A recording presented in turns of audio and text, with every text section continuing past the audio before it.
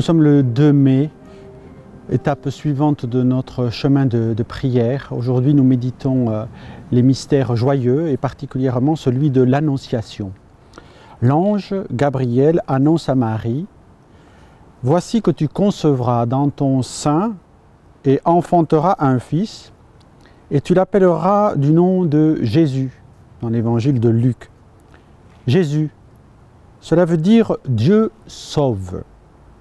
L'action de Dieu passe par l'incarnation de son Fils. Pour sauver l'homme, Dieu a décidé de se faire homme. La demeure de Dieu n'est pas simplement le grand temple de Jérusalem où Jésus se rendra souvent, mais la demeure de Dieu, c'est l'homme par son corps humain. Demeure de Dieu parmi les hommes.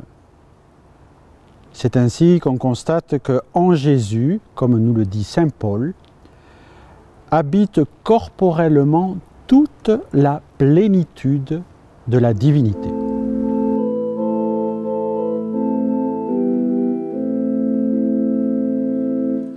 Voici la demeure de Dieu parmi les hommes.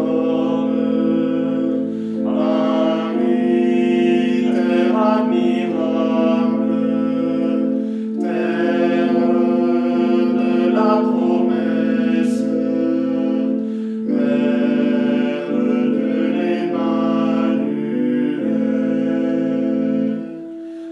L'ange du Seigneur fut envoyé à Marie, et la Vierge fut éblouie par la lumière.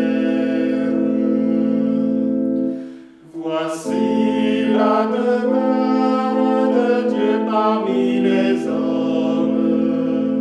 Marie, terre admirable, terre de la promesse, mère de l'Emmanuel.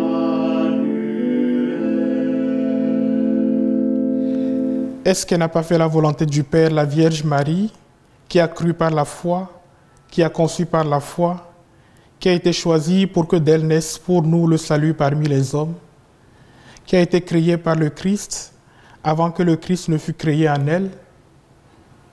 Elle a fait absolument la volonté du Père, Sainte Marie.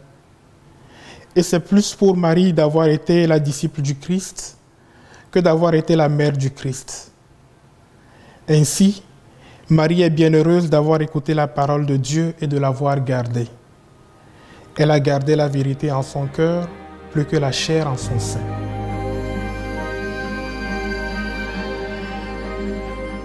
Marie, l'ange est venu pour t'annoncer le dessein de Dieu sur toi.